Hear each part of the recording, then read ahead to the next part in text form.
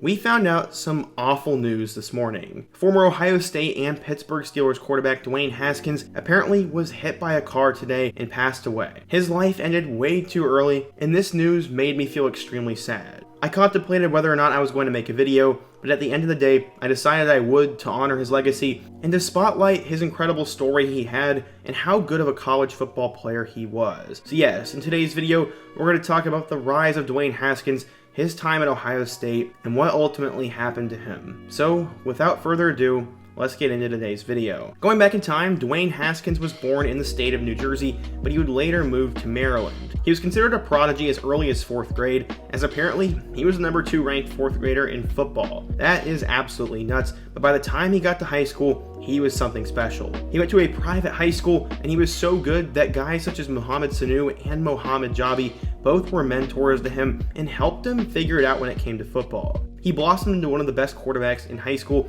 as he was a top 100 recruit by every single platform. Both Rutgers and Maryland were his 2 rumored landing spots, and he would eventually commit to Randy Esdahl and the Maryland Terrapins. This was huge, as Maryland kept a DC kid at home, and he said that Maryland was the best fit out of all 41 offers he had. He immediately began recruiting other players, and he tried his best to get Trayvon Diggs to come to Maryland. This would not happen, and his recruitment would change immensely as Randy Esdahl was fired, and he decided to reopen his recruitment. Trayvon Diggs went to Alabama, and Dwayne went to another blue blood too. He committed to Ohio State and said this, quote, "It has been a dream of mine to play for Ohio State.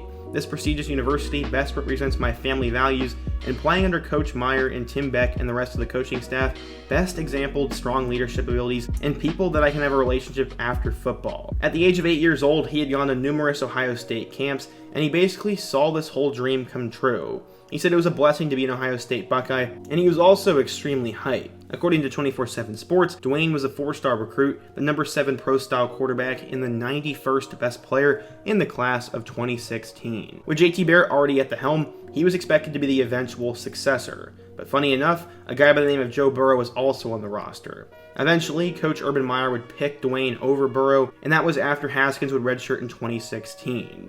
In 2017, he'd play in their game against Michigan, and he actually showed some flash in that game. He'd be thrown into a quarterback battle in 2018 and would eventually beat out Burrow for the starting job. He said, quote, "I loved Joe, but during that battle for almost 2 years, me and Joe couldn't stand each other." After that experience though, they became good friends, and Dwayne is super happy of what has happened to Burrow since. Now that it was Dwayne's job, he was ready to command the Buckeye offense. He had some extremely talented players to work with, as guys such as J.K. Dobbins, Austin Mack, Terry McLaurin, Johnny Dixon, Chris Olave, and KJ Hill were all going to have a big year.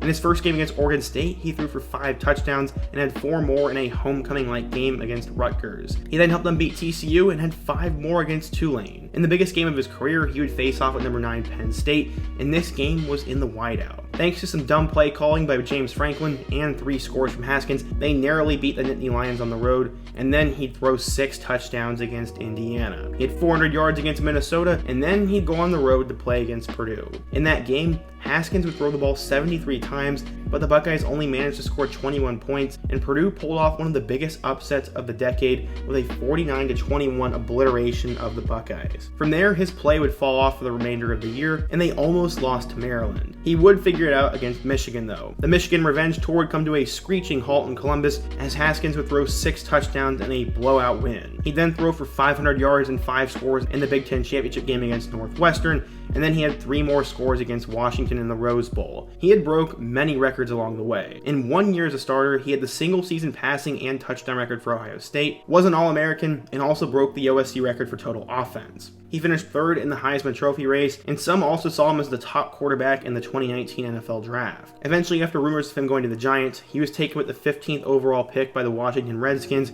and many thought he was a steal in the future of that franchise. In 2019, Haskins would struggle as he threw for a total of 1,365 yards with 7 touchdowns and 7 interceptions. 2020 was going to be his last chance to save his career, but he did not do well, as he only threw for 1,400 yards with 5 touchdowns compared to 7 interceptions. He also had some off-the-field issues, and now it was time for him to go to a new team. He'd eventually be signed by the Pittsburgh Steelers, and after Ben Roethlisberger decided to retire, some thought he'd have an outside chance of becoming the starter in 2022. Then, we found out some absolutely horrific and terrible news. This morning, Haskins was in Fort Lauderdale, Florida, and was walking on the highway when he was hit by a dump truck. This happened at 6:30 a.m., and according to reports, he had passed away pretty much immediately. This sent shockwaves around both the NFL and the college football world, as I know personally I felt horrible and was so sad to see this. While some fans have been critical of Haskins' play,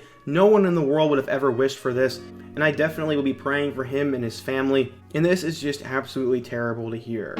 Haskins was so much fun to watch in his 1 year at Ohio State, and I was always rooting for him to become that star player in the NFL, but unfortunately, it didn't work out. There's really not a lot of positives to take away from this situation, but I do hope that today's video helped to shed a light on Dwayne Haskins as a football player, and I know most college football fans will always remember him. That's really all I have to say, and until next time, peace.